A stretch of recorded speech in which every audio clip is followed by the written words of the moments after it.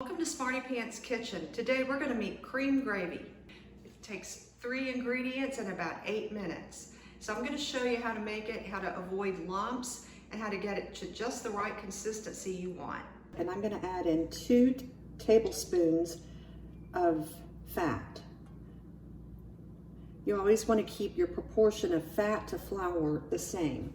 So we've got 2 tablespoons of fat. This is drippings from a chicken fried steak I made last night. Then I'm going to add exactly 2 tablespoons of all-purpose white flour. And you just sprinkle that in. And as the oil begins to heat up, this combination will start to clump up and you think, oh no, I've messed up. Have no fear. I'm going to whisk this around. It's important that you keep this continually moving because you don't want to burn the flour, but you want it to be brown enough so that you can't taste raw flour. So here we go. We're going to keep whisking.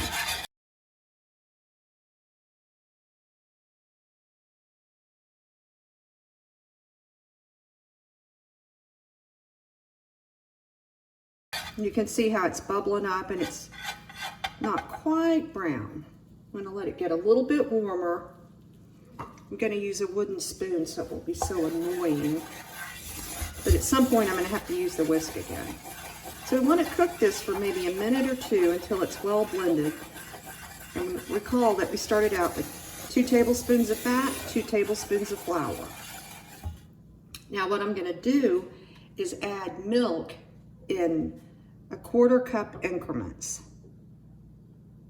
So I'm going to stir in 1/4 cup of milk.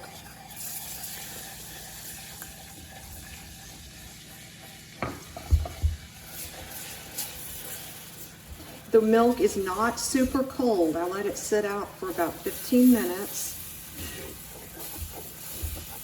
If you put in super cold milk, this will all turn into crumbles. See how it's thickening?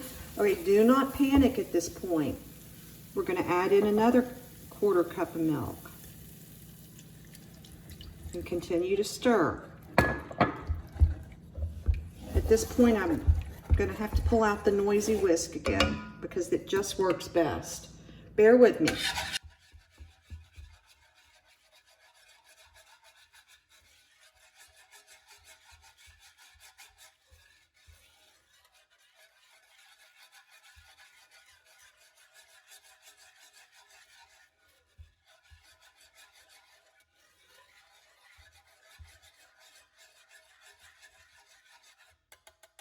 Okay, so it's a little bit thick, and it sure didn't make much, did it? So what we want to do is add another 1/4 cup of milk. Now we've got 3/4 cup milk in here.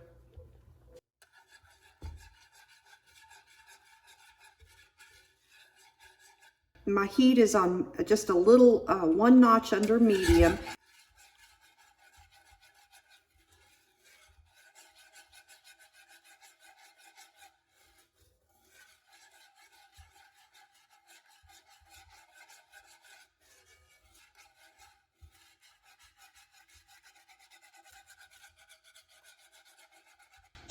Okay, all the lumps are out.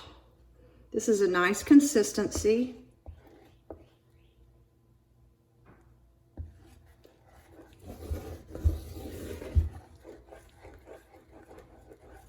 You can let it continue to cook.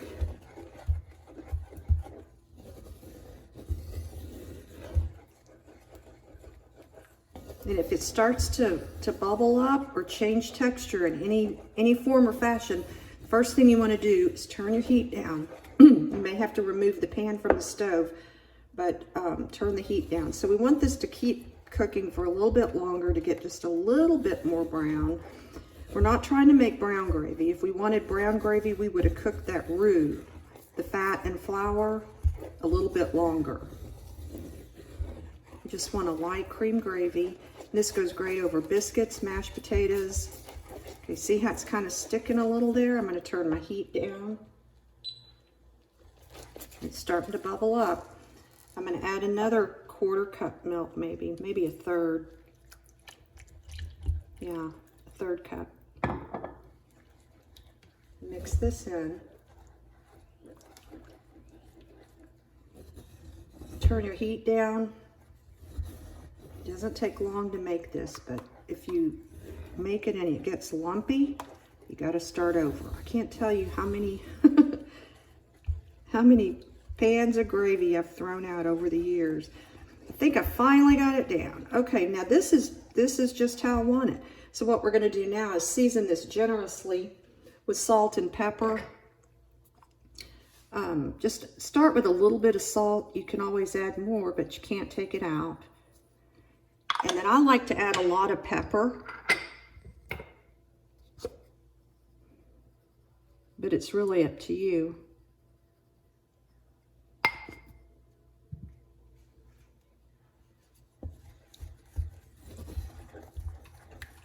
Now when you serve this for breakfast or dinner or whatever, if you leave it on the stove on low, it will thicken.